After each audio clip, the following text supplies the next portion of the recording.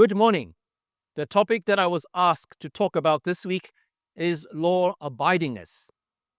There are rules everywhere around us, rules to follow at home, at school, and laws to observed in a country.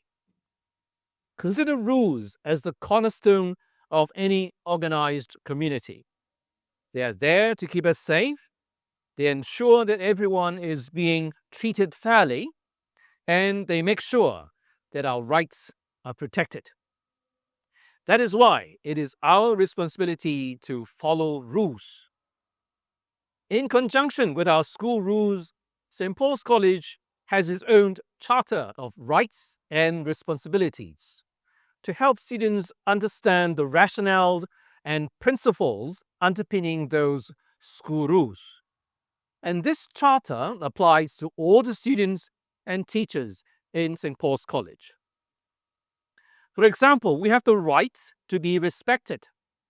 That means both students and teachers have the right to be treated nicely at all times and as an individual. Our responsibility, therefore, is that we respect the rights and feelings of others, treating others with respect, kindness, empathy, and consideration. Similarly, we have the right to a clean, healthy, and safe environment. It is therefore our responsibility to ensure that the classroom and the campus are clean and tidy. It is quite disheartening for me to see students leaving behind empty bottles, lids of takeaway containers on the parapet facing the lower playground or on the spectator stands after recess lunchtime. I'm sure they're often left there by mistake, but I hope you remember that we are sharing a common space and we must work together to maintain and to protect them. Do not give extra work to your janitors to pick up the rubbish for you. If you see rubbish left behind by people on the school campus, pick it up and put it in the bin. We all have the responsibility to keep our campus clean and tidy. Let us take a moment to reflect on the wisdom of our Chinese sage Confucius, Hongji, who approached this beyond the level of rights and responsibilities. He talked a lot about a person's inner righteousness.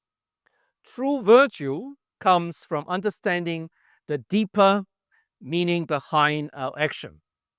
To him, a true Chinese gentleman, Guanzi, should cultivate a very strong moral compass and act with integrity when even alone or when no one is watching. Never do evil, even if you think it is only something minor. Never cease to do good, even though it is insignificant. 勿以惡小而為之，勿以善小而不為. This Chinese saying is certainly worth keeping as a reminder for all of us. Finally, what about the Christian perspective? The Bible does spell out the one very important guiding principle governing human behaviors. In Matthew chapter 7, verse 12, Jesus said, "In everything, therefore, treat people the same way you want them to treat you.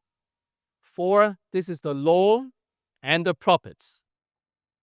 This verse is often referred to as the golden rule. What it means is that we should put ourselves in other people's place. How would I feel if I were in the same situation? How would I feel if I were the one being laughed at? How would I feel if I were the one being isolated? Notice also that this sentence is put in the positive. It is not about not doing something. It is a call to action to treat others the same way as you would like to be treated, to love your neighbors as yourself. In this digital age, your behaviors also extend online. the things you post or say on social media can have a lasting impact. Think before you click and be mindful of the digital footprint that you leave behind. Treat others online as you would in person, with respect and with empathy. From these perspectives, following school rules, or in a larger context, living within the confines of the laws of a country, is much more than an obligation or fear of punishment.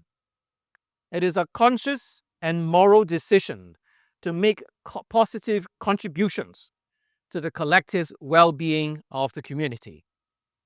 It is also a recognition that we are all connected within a community and that our action or lack of action will invariably affect others. Before I pass the time to Father Charles to lead us in prayer, I would like to say thank you to all swimmers for giving their best in the D1 swimming competition on Friday to compete for the college.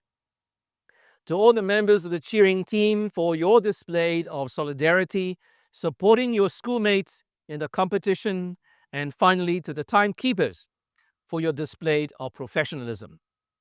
You have all represented the college well, and I'm really proud of you. I must also congratulate all the Form 1 students for being so well behaved in the Form 1 breakthrough camp last week.